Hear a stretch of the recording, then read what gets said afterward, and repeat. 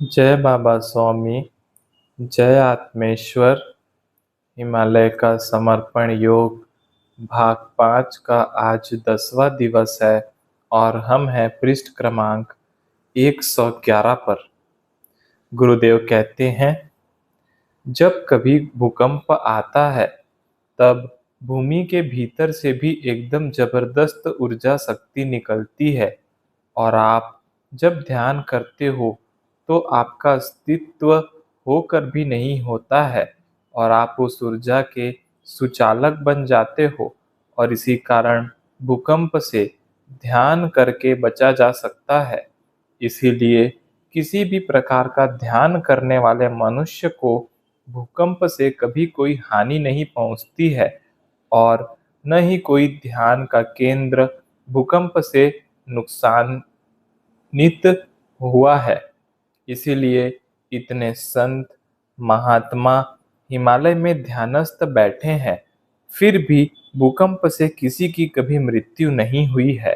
ध्यान करके हम प्रकृति के साथ समरसता स्थापित करते हैं, तो फिर प्रकृति हमारे विरोध में कैसे हो सकती है? हो ही नहीं सकती है। भूकंप अधिकतर हिंसाचार, वैचारिक प्रदूषण वाले मनुष्यों के क्षेत्रों में होते हैं। यह क्यों होते हैं, अब यह भी अध्ययन का ही विषय है।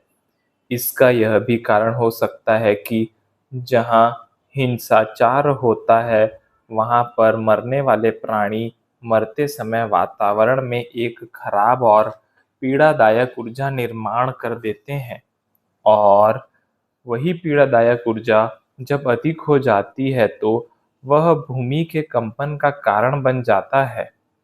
दूसरा, वैचारिक प्रदूषण।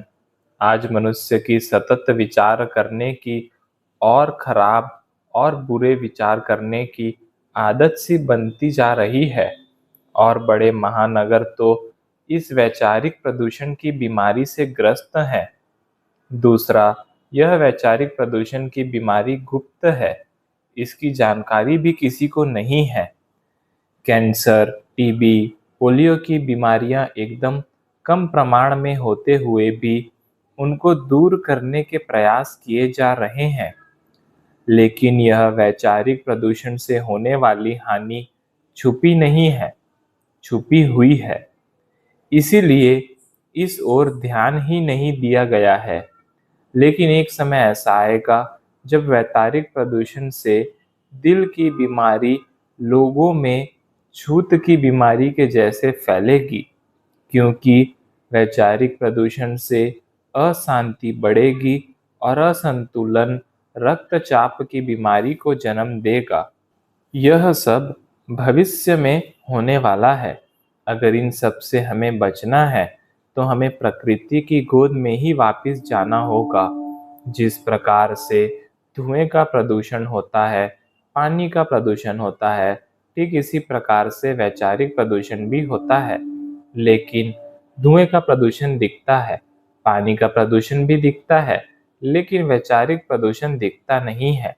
इसीलिए जो प्रदूषण दिखता है उस पर ही विचार किया जाता है और जो दिखता नहीं है उस पर विचार नहीं किया जाता है। और इसीलिए जो दिखता नहीं है वही बढ़ता है, क्योंकि उसे बढ़ने से कोई नहीं रोकता है और न ही उसे कम करने के प्रयास किए जाते हैं। और जब वह वैचारिक प्रदूषण एक विकराल रूप लेकर समाज के सामने आएगा, तब तक वह मनुष्य समाज का बहुत नुकसान कर चुका होगा, ऐसा नुकसान जिसकी भरपाई नहीं की जा सकेगी। वैचारिक प्रदूषण को रोकने का एक ही उपाय है कि भीड़ भाड़ वाले स्थानों से अपने आप को दूर रखो, महानगरों से दूर रहो। लेकिन उपजीविका के कारण ऐसा संभव न हो तो सामूहिक ध्यान केंद्र की स्थापना करो, ताकि चित्त से तो भी आप महानगर से बाहर जा सके, या नियमित ध्यान साधना करें तो भी वैचारिक प्रदूषण से बचा जा सकता है। अधिक जनसंख्या वाले स्थानों पर हम सामूहिकता के प्रभाव में आ जाते हैं। प्रत्येक मनुष्य जो भी विचार करता है उसका अपना एक आभामंडल बनता है और जो भी मनुष्य उसके आसपास रहेगा, मनुष्य का आभामंडल उस पर अपना प्रभाव डालेगा। और अगर आप हर समय ही दूसरों के प्रभाव में रहेंगे, तो जो लोग सोचते हैं वह आप सोचेंगे और आप दूसरों के प्रभाव में ही आएंगे। आपका अपना न कोई विचार होगा, न कोई अस्तित्व। आप किसी न किसी के प्रभाव से प्रभावित ही रहेंगे। और फिर हमारे आसपास जिस प्रकार के प्रभाव वाले लोगों की सामूहिकता होगी, हम स्वाभाविक ही वैसे ही स्वभाव वाले मनुष्य बन जाएंगे। मान लो एक शहर में अधिकतर लोग डर महसूस करते हैं और अधिकतर लोगों का हृदय चक्र पकड़ा हुआ है, तो आप देखेंगे बाकी लोगों का भी कुछ समय के बाद हृदय चक्र पकड़ने लग जाएगा। और फिर हृदय चक्र से होने वाली बीमारियां उस शहर में अधिकतर होंगी। जिस प्रकार से छूत की बीमारी होती है कि एक को होती है और एक से ही वह अनेक व्यक्तियों को हो जाती है। विचारों की बीमारियां भी इसी प्रकार ही फैलती है, लेकिन यह एकदम दिखती नहीं है और इसी कारण इस ओर ध्यान नहीं दिया जाता। अब जब भी यह रेडीमेड कपड़े के व्यापारी गुवाहाटी से आते थे, वे कहते थे, हम जब भी गुवाहाटी से यहाँ आते हैं हमें बहुत अच्छा लगता है, लेकिन हम वापस गुवाहाटी जाने को निकलते हैं तो अच्छा नहीं लगता है और रास्ता बड़ा लंबा प्रतीत होता है। वास्तव में तो गुवाहाटी में हमारा घर है। हमें अपने घर जाते समय जाना अच्छा नहीं लगता है। वास्तव में घर जाते समय हमें अच्छा लगना चाहिए। इसका भी यही कारण था। गुवाहाटी भीड़ भाड़ वाला आसाम का एक बड़ा शहर है, आसाम की राजधानी है और नॉर्थ ईस्ट उत्तर पूर्वी भूभाग का प्रवेश द्वार है। क्योंकि यहीं तक रेलवे है, बाद में सभी राज्यों में यहाँ से बस से जाना पड़ता है। इसी कारण सभी राज्यों के लोग यहीं से आते जाते हैं और इसी कारण यहाँ वैचारिक प्रदूषण फैला हुआ है। और यही कारण है कि इन व्यापारियों का घर वहाँ होते हुए भी वहाँ जाना इन्हें अच्छा नहीं लगता था। वह उन्हें समझ में नहीं आता था, लेकिन कारण यही था। सदैव हमारा जीवन ऐसा होना चाहिए कि हमें अपना घर इस जगत का सर्वश्रेष्ठ शांत स्थान लगना चाहिए। और विशेष मायने में शयन कक्ष। शयन कक्ष वह स्थान है जहाँ पर मनुष्य अधिक समय रहता है। हम भले ही अधिक समय घर में रहे, जैसे घर की स्त्रियां जो बाहर नहीं जाती, घर में ही रहती है, लेकिन दिन भर में घर में एक स्थान पर स्थिर नहीं होती है।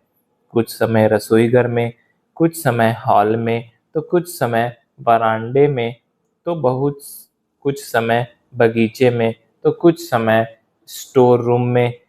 ऐसे वे दिन भर अलग अलग स्थानों पर घूमते ही रहती है, क्योंकि एक स्थान पर बैठकर तो घर का सभी कार्य नहीं किया जा सकता है, यानी एक स्थान पर अधिक समय नहीं रहती है। लेकिन शयन कक्ष वह स्थान है जहाँ वे 8 घंटे एक ही स्थान पर निश्चित रूप से होती है। अब जीवन का अधिकतर समय वे जिस स्थान पर निकाले, तो वह स्थान जितना अच्छा होगा, जितना पवित्र होगा, जितना शांत होगा, जितना वैचारिक प्रदूषण रहित होगा, उतनी ही शांति उस स्त्री को उस स्थान से मिलेगी। और जितनी उसे उस स्थान पर शांति मिलेगी, सारे दिन भर के कार्य पर उसका प्रभाव बढ़ेगा। इसलिए शयन कक्ष का मनुष्य के जीवन में बड़ा प्रभाव पड़ता है। कई पति पत्नी तो शयन कक्ष को युद्ध भूमि जैसा उपयोग करते हैं। दोनों एकत्र ही वहां प्रथम बार होते हैं और फिर गिले शिकवे शिकायतें सब एक दूसरे की वहां करने लग जाते हैं और शयन कक्ष एक युद्ध भूमि जैसा हो जाता है। और इन सब का प्रभाव मनुष्य के जीवन पर पड़ता ही है। इसलिए पति पत्नी को आवश्यक है कि वे शयन कक्ष को शयन कक्ष ही रहने दें, वहाँ केवल सोने के लिए जाएं, झगड़ने और शिकायतें करने को नहीं, क्योंकि आप जो भी करोगे उसकी खराब ऊर्जा उस स्थान पर निर्माण हो जाएगी, और ऐसी खराब ऊर्जा वाले स्थान पर आप अधिक समय रहोगे तो खराब ऊर्जा आपके ऊपर खराब प्रभाव डालेगी। हमारे विचारों से हमारा आभामंडल बनता है, और आभामंडल से आसपास का वातावरण बनता है। आभामंडल और आसपास का वातावरण एक दूसरे को प्रभावित करते हैं। इसलिए महानगर में रहने वाले लोगों ने सप्ताह में एक दिन तो भी शहर के बाहर जाना ही चाहिए, ताकि महानगर के वैचारिक प्रदूषण से बाहर निकला जा सके। और अपने घर को भी इतना अच्छा रखना चाहिए कि आपको आपका घर इस दुनिया का सर्वश्रेष्ठ स्थान लगे, और आप अपने आप को अपने घर में पूर्ण सुरक्षित समझे, और घर पर आकर आपको शांति मिलनी चाहिए। ऐसा शांत वातावरण आपके घर का होना चाहिए। अगर हम घर में नियमित रूप से ध्यान करेंगे तो यह संभव है, क्योंकि ध्यान नियमित करने से हमारे भीतर से अच्छी ऊर्जा प्रभावित होगी, और वह अच्छी ऊर्जा सारे घर में ही अच्छी सकारात्मक ऊर्जा का प्रभाव फैलाएगी। अच्छे भजनों को घर में बजाना, अच्छे संगीत को बजाना, और रोज शाम को धूप बत्ती और दिया बत्ती करके भी घर के वातावरण को प्रभावित किया जा सकता है। गाय के घी का लगाया गया दीपक सबसे अधिक प्रभावशाली होता है, या तिल के तेल का दीपक भी लगा सकते हैं। अगर नकारात्मक ऊर्जा हो तो सरसों के तेल का दीपक भी लगाकर स्थान को पवित्र किया जा सकता है। अपने घर को केवल रंग रोगन करके ही सुंदर बनाना काफी नहीं है। अपने घर को वैचारिक प्रदूषण से भी मुक्त करना होगा, तभी हमें हमारे घर में शांति प्राप्त हो सकती है। साधारणतः मनुष्य की मानसिक स्थिति ऐसी होती है कि उसे खराब परिस्थिति में से अच्छी परिस्थिति में जाने पर अच्छा लगता है। इसी कारण अगर बाहर की दुनिया से घर का वातावरण अधिक शांत और समाधानी हो, तो मनुष्य को बाहर के अशांत वातावरण से घर के शांत वातावरण में आने पर सदैव अच्छा ही लगेगा। घर का वातावरण ऐसा हो कि मनुष्य एकदम रिलैक्स या तनाव मुक्त महसूस कर सके। यह तो तभी होगा जब घर का वातावरण वैसा होगा। मनुष्य उस घर में क्या विचार करते हैं, उससे सदैव वातावरण निर्मित होता है। मनुष्य जो भी विचार करते हैं, उन विचारों से निकलने वाली खराब ऊर्जा का प्रभाव वातावरण पर पड़ता है। आप अच्छे विचार करो तो भी, और खराब विचार करो तो भी, खराब ऊर्जा तो निर्माण होती ही है। आप खराब और बुरे विचार करो तो खराब ऊर्जा आपके शरीर में अधिक निर्मित होगी। बुरे विचारों का तोड़ कभी भी अच्छे विचार नहीं होते हैं। कई बार लोगों को बोलते सुना है, बुरे विचारों को त्यागो और अच्छे विचारों को करो। यह भी उचित नहीं है। आप कोई भी विचार करो तो भी खराब ऊर्जा आप में से निकलती ही है। आपके शरीर से वैश्विक ऊर्जा तभी निकल सकती है जब आप स्वयं कोई भी विचार ही न करें, और आपका चित्त एक पवित्र, शुद्ध, निर्मल पाइप बन जाए, तभी यह संभव है। मनुष्य जीवन में तभी सफल होता है जब वह संतुलित होकर सही निर्णय लेता है, और संतुलित होकर निर्णय लेने के लिए उसे संतुलित होने के लिए चाहिए संतुलन। और घर के बाहर तो सारा वातावरण ही मनुष्य को असंतुलित करता है। जो संतुलित करने के लिए एक ही स्थान रह जाता है जहां वह संतुलित हो सकता है। इसीलिए घर का वातावरण प्रत्येक मनुष्य के जीवन की सफलता में महत्वपूर्ण स्थान रखता है। हम तो घर के वातावरण का अधिक ही ध्यान रखते थे, क्योंकि हमारे यहाँ तो बाहर से साधक आकर अपने आप को संतुलित करते थे।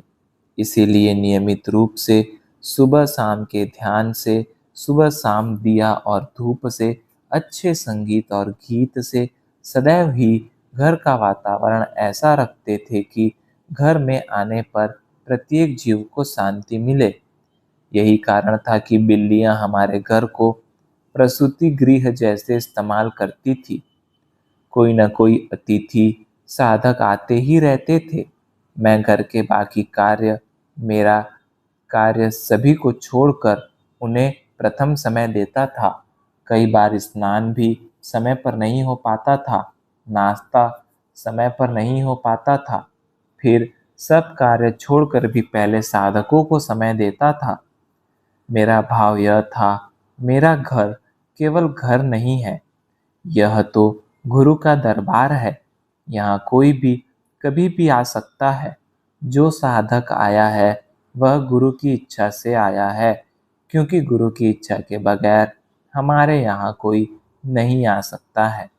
यही कारण था कि आसपास के क्वार्टरों में रहने वाले लोग भी जानना चाहते थे कि यहाँ क्या होता है, लेकिन वह केवल जिज्ञासा थी, भाव नहीं था। इसीलिए वे कभी भी आ नहीं पाते थे। इसीलिए कई बार ध्यान का विषय अन्य शिक्षक शिक्षिकाएं जानबूझकर पत्नी के सामने निकालते थे ताकि वह उस पर कुछ बोले, लेकिन पत्नी सदैव इस पर मौन रहती थी। और फिर वे बोलते, हम भी एक बार ध्यान सीखना चाहते हैं, एक बार आना चाहते हैं, आपके पति से मिलना चाहते हैं।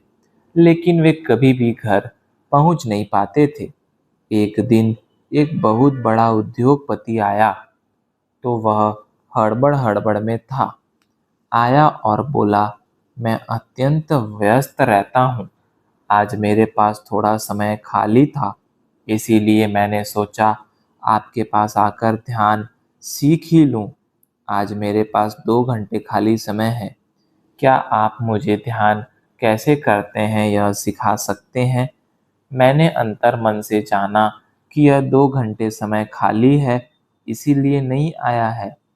यह वित्तीय संकट में है और उसके सारे प्रयत्न वह कर चुका है और अब प्रयत्न करने को बाकी कुछ नहीं रहा है और उस पर उपाय के रूप में ध्यान सीखना चाहता है। मैंने कहा, ध्यान का विषय बहुत बड़ा है, उसे थोड़े समय में समझना कठिन है। तुम तुम्हारी इस जिज्ञासा को बनाए रखो, एक दिन वह जिज्ञासा ही तुम्हें ध्यान के करीब लाएगी। उसे बताया, मानो आपको किसी ने ध्यान के ऊपर लिखी एक पुस्तक भेंट की और वह आपने पढ़ी नहीं और रख दी, तो किसी न किसी दिन आप उसे पढ़ेंगे ही, क्योंकि पुस्तक को पढ़ने की इच्छा आपको पढ़ने के लिए प्रेरित करेगी। लेकिन अगर आपने अपने खाली समय में वह पुस्तक ऐसे ही थोड़ी देख ली, तो उस पुस्तक को पूर्ण जान भी ना पाओगे और यह पुस्तक मैंने जान ली, यह एक अहंकार भी आप में आ जाएगा और इसी अहंकार के चलते भविष्य में वह पुस्तक कभी भी पढ़ोगे ही नहीं, क्योंकि मैंने उस पुस्तक को पढ़ लिया है ऐसा सोचोगे। इसीलिए पुस्तक हो या कोई विषय, किसी को भी हल्के से मत लो। जानो तो संपूर्ण जानो, या तो उस रास्ते जाओ ही मत, क्योंकि अन्यथा हम अपने अहंकार को ही बढ़ाएंगे। आप फिर कभी जीवन में फुर्सत में आना, क्योंकि इस ध्यान के विषय को समझने के लिए आपको समय देना होगा, क्योंकि यह विषय बड़ा है। एक जीवन भी कभी कभी छोटा पड़ जाता है, इसीलिए इस विषय को इतने हल्के से मत लो। यह विषय बहुत बड़ा है। हाँ, यह विषय जानना है, ऐसी मन में जिज्ञासा है तो उस जिज्ञासा को सदैव जगाए रखो, लेकिन जब जानो तो संपूर्ण जानो। और बाद में उसे चाय पान करा के विदा किया। दूसरे दिन यह सारा प्रकार मैंने पत्नी को बताया। साधारणतः हम दोनों में यही होता था। स्कूल में अगर कोई विशेष घटना हो या उसके मन में कोई बात आए तो वह मुझे अवश्य बताती थी, और मेरे से कोई मिलने आया, कुछ हुआ तो मैं भी उसे सब बताता था। मैं उस एरिया का नहीं था और नया ही वहाँ गया था, तो मेरे कोई मित्र नहीं थे और पत्नी भी वहाँ नई नई ही आई थी, उसकी भी कोई सहेली नहीं थी और हम हमारे रिश्तेदारों से हजारों मील दूर थे। इसीलिए फायदा यह हुआ कि हम दोनों एक दूसरे के ही मित्र थे। हम अपनी बातें एक दूसरे से ही बांटते थे। हम दोनों केवल साथ रहते ही नहीं थे, भीतर मन से भी पास पास थे। हमारे दोनों की कोई योजनाएं नहीं थी, भविष्य की कोई कल्पनाएं नहीं थी। बड़ा लड़का थोड़ा मैकेनिकल मस्तिष्क वाला, यंत्र आदि में रुचि रखने वाला था। उसने एक पुराने टेप रिकॉर्डर के पार्ट निकाल कर उसके कई प्रकार के खिलौने बनाए थे और एक टेप रिकॉर्डर से सारे बच्चे खेलते थे। उस बड़े लड़के के ऐसे कारनामे देखकर पत्नी बोलती थी, हम इसे इंजीनियर बनाएंगे, इसकी इसी में अधिक रुचि है। लेकिन इंजीनियरिंग की क्या शिक्षा होती है, शिक्षा का क्या खर्च आता है, हम वह खर्च उठा सकते हैं क्या, और कॉलेज में कैसे प्रवेश मिलता है, इन सब बातों पर हम विचार नहीं करते थे। मासिक बचत के नाम पर भी विशेष कुछ नहीं था, क्योंकि बचत तो तब हो सकती है जब वर्तमान के खर्चे पूर्ण हो। सैलरी तो केवल 3 सप्ताह ही चलती थी, ऐसी स्थिति थी। लेकिन हम सभी मस्त थे और आवश्यकताएं अधिक न होने के कारण काम चल जाता था। जय बाबा स्वामी, जय आत्मेश्वर।